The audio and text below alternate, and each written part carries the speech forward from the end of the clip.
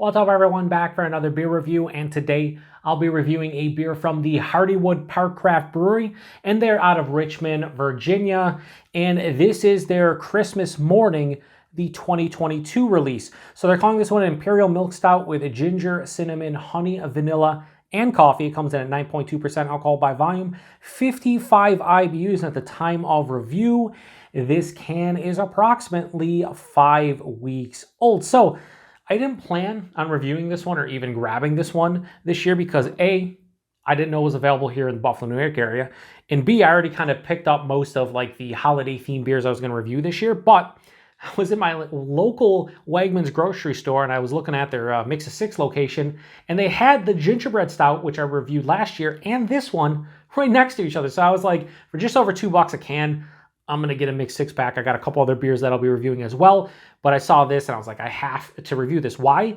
Because this is essentially their gingerbread stout with the addition of coffee. So you have their gingerbread stout, and then this one has coffee, and they call it Christmas Morning. So on the back here, it says, Hardywood Christmas Morning lends a cheerful decadence to our gingerbread stout through deep conditioning on locally roasted and blended Guatemalan and Colombian coffee beans from Blanchard's Coffee Roasting Company. Skip the leftover cookies and milk and awaken your senses with this delightful holiday tradition. We don't see a lot of Hardywood here, but the last like 3 years, their gingerbread stout, this, and maybe even the barrel-aged gingerbread stout has shown up.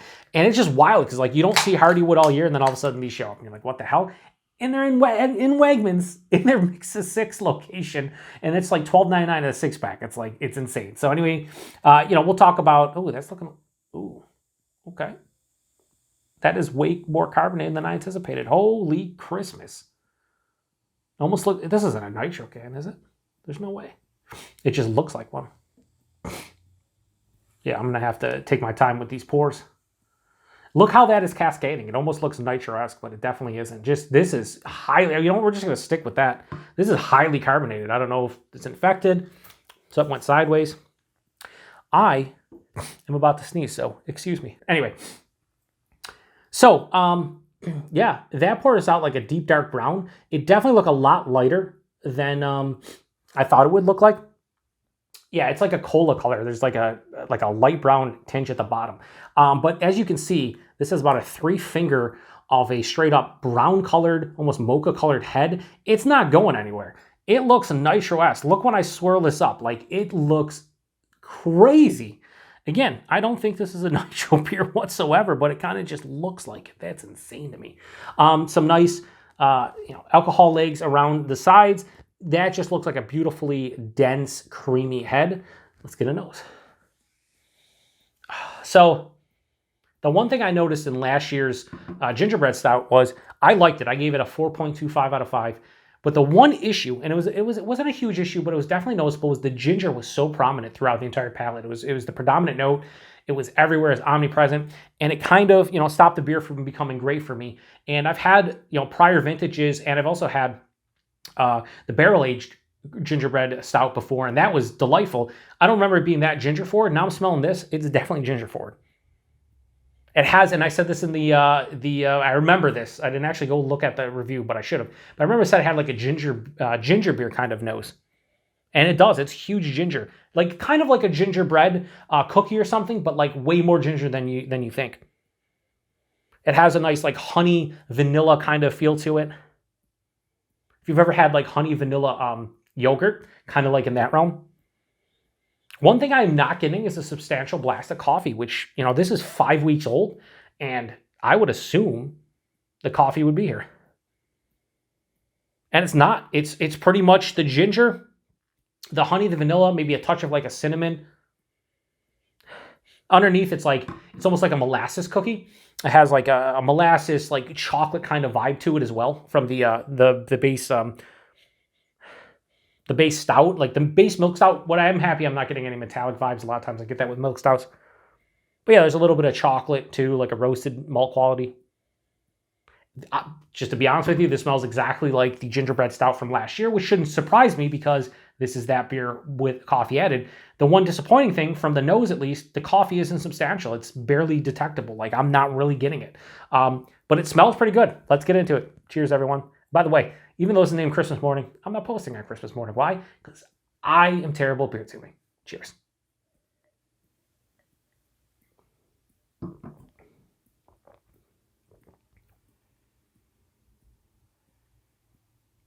Yo. ASMR, yo. Yo.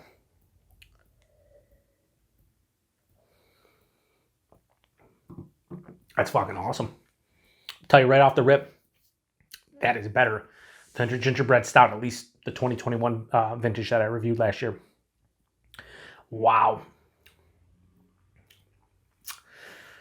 It tastes like I just got done eating like a gingerbread or molasses cookie. That's exactly the vibe I'm getting in my mouth. But like, picture a gingerbread cookie, but like with like a chocolate drizzle on it.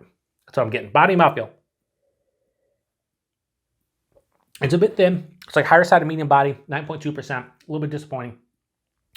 I think I should have went back. Again, I've said this in other reviews recently. If I was a better beer tuber, shout out to Kyle over at No Hype Beer Reviews, who says that occasionally, I would have went back and looked at the gingerbread stout review. I just remember that it was gingerbread-esque, but the other thing I remember was it was thin and the mouthfeel was good. It's weird how certain reviews you remember off the top of your dome piece, but that's something I reviewed like 2 weeks ago. I'm like, I don't know what I said about it. Yeah, this is thin. Higher side of medium body. A bit thin, but the mouthfeel, it's softer than you would anticipate based on, look at how carbonated it was. Has a soft, smooth, almost creamy vibe to it. Try to pour the rest in here without spilling it everywhere.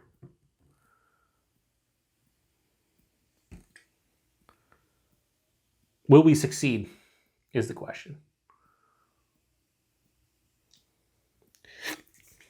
Maybe. Anyway, body, bit thin, mouthfeel, pretty awesome. Taste, this is like, again, a gingerbread or molasses cookie drizzled in chocolate, and you're eating it with a cup of coffee, albeit the coffee might be like a cup of coffee with like 3 creamers and 3 sugars, because it has a sweetness that isn't like black coffee, right?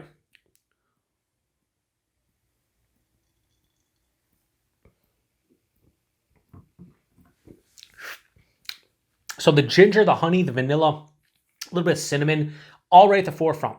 And that's riding on top of this like dark bready, like brown bread pastry-esque kind of feel to it. There's a little bit of, again, like a sweeter dark chocolate. That's why I'm saying it's like more of like in the molasses cookie realm, but again, gingerbread molasses, very similar. It's that kind of feeling right at the front of the palate. As it passes through, the coffee sneaks in, and along with the roasted malt, you just get a generic kind of roasted kind of sensation. And because there's coffee in here, I know, okay, that's probably some of the coffee.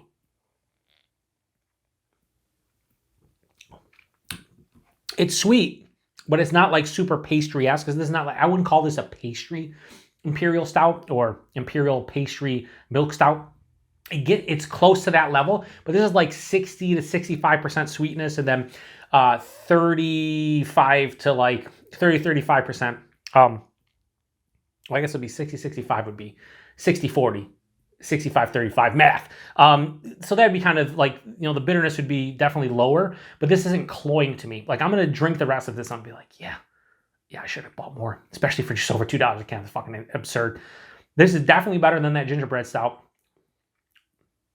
9.2%, big warming in the chest, no real astringency on the palate.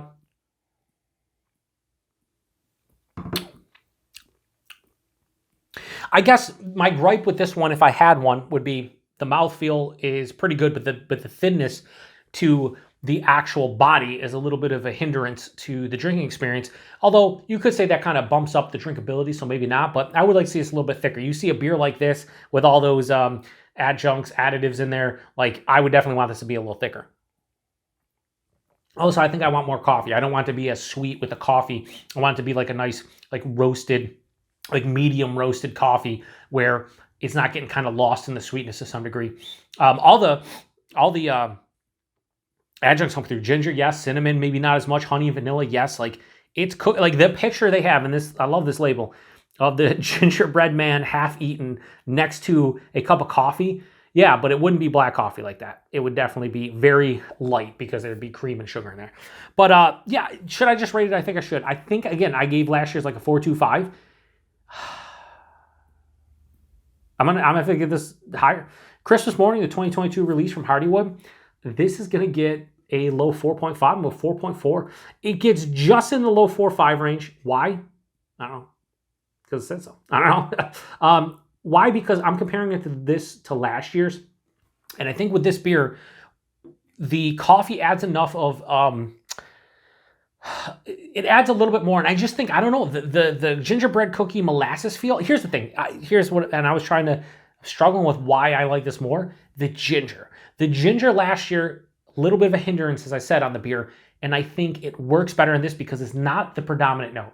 It just mixes in with the rest of the adjuncts, and it provides what, like I said, is a gingerbread or molasses cookie, where the gingerbread stout was more ginger forward. I think this is less ginger forward, and that's what I appreciate about it. And then you add the coffee, you add another layer of complexity and depth to the beer, and that's what you get. It's a 4.4 out of 5. Price point availability, like I said, price point, I would think this is anywhere between $4 to $5 a can. I think the gingerbread was like $4.25, $4.29 a can last year. So this is with coffee. So I would say like $18, $16, $18 a 4-pack for this.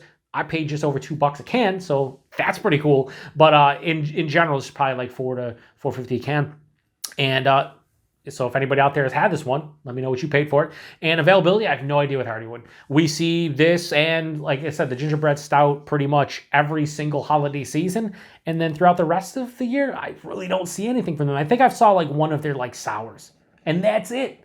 One other sour, and that's it. So I don't know much about their distro, but if anybody else out there does, let me know. If you've had this one before or prior vintage, if you've had this and the gingerbread stout, post in the comment section. Let me know what you thought about either of them, because I'd be curious to know. This is definitely better than the gingerbread stout to me, but I think you have to enjoy coffee to some degree. Otherwise, probably not going to be a big fan. Anyway, I'm glad I picked this one up. An impromptu, like, you know, holiday ale, holiday beer, holiday stout this year that I didn't think I was going to review, and here we are, and I'm super happy about it. So anyway, to the next one.